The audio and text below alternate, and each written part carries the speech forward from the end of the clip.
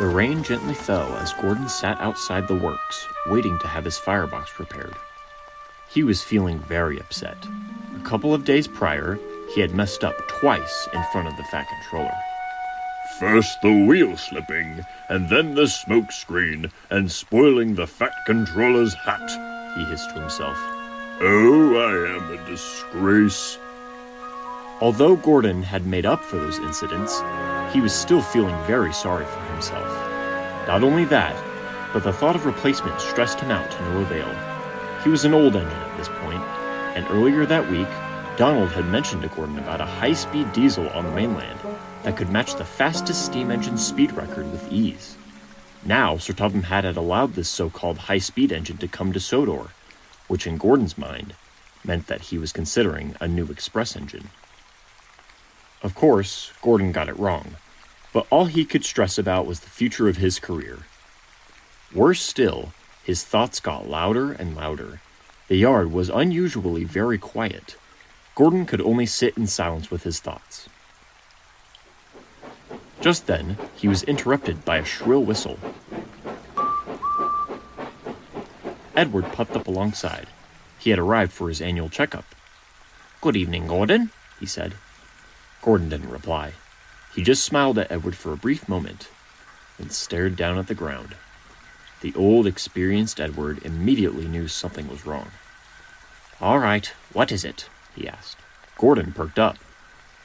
What? Nothing. Gordon hated talking about his feelings. It didn't matter who was asking. But on the off chance that he did, it was usually to Henry or James. Not because they were his best friends, but because they always told him what he wanted to hear. Gordon looked at the wise old Edward, noticing the wrinkles slowly creeping onto his face as Edward stared him down. He didn't blink. His eyes were like those of a hawk. Gordon felt uneasy. He tried to look away, but he couldn't. His fire had been put out, but it felt like Edward's gaze was melting his boiler. He had never confided in Edward before, but he thought back to all the times Edward provided a safe space for the little engines. Edward is not one to judge, he thought. At last, Gordon cracked under the pressure and opened his mouth. I'm stressed. About? The future of my career. Edward sighed. I figured it was only a matter of time, with all the talk about faster engines. It's just preposterous! How can the Fat Controller do this to me? After all the years I've served him? Have I not done a good job? I'm sure it's not that. I think you've done a great job. And the Fat Controller isn't going to get rid of you. Not even after I messed up multiple times in front of him? Edward stared at Gordon once more. At that moment, Edward understood. Gordon was demanding perfection of himself. There was no wonder he was an engine with an almost blemish-free accident record. My old friend, no one is perfect. Not even me. I've had many mishaps in the past. So has Thomas, Percy, Henry. And don't even get me started on James. Yes, but it's the fact that everyone expects so much from me. Edward thought for a moment. He was always able to see through the problems and give good advice to the other engines. But this time, he was unsure. Not to mention he had to think it through. If he said something that Gordon didn't like or worded a phrase wrong, he would get an unpleasant earful from the big blue engine. So he simply asked, "What do you mean by that?" Gordon took a deep breath.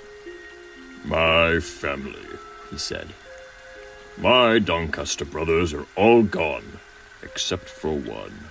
So it's up to me to uphold the legacy that they created. And you think if you mess up badly enough, you'll disgrace them? Gordon nodded. Well, listen, the A3s had a lot more accidents and mishaps than you can probably think of. But that doesn't mean they're disgraceful. It's inevitable that you'll mess up every once in a while. But the important thing is what you do after you mess up. Gordon pondered for a second. That won't change anything with that thing coming to replace me. Edward sighed again, but this time it was a more frustrated sigh. Usually the other engines would listen and take his words and run with them, but Gordon was a lot more complex. As soon as he was fed helpful advice, he'd spit it back out. For the first time in a long time, Edward's usual methods weren't working, and his patience was starting to dwindle. Well, Gordon, this is just what happens. Technology evolves. In with the new, out with the old. I know, but I just cannot accept that. And why not? I just can't. Why? Because I can't stand the thought of them throwing me away after all I've done for them. And why is that? You, of all engines, should understand my position. I refuse to be put away in the shed like some forgotten artifact. Well, now you know how I feel!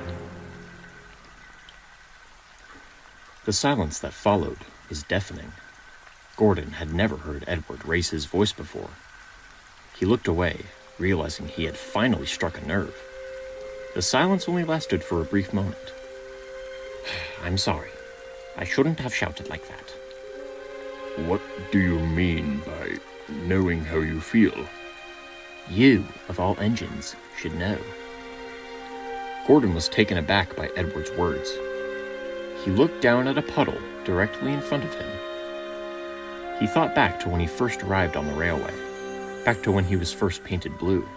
He could remember sitting in the shed, waiting for the driver, and noticing a smaller blue engine at the far end, looking miserable. Then, Gordon remembered what he had said to that engine, and the words hit him like ice. The driver won't choose you.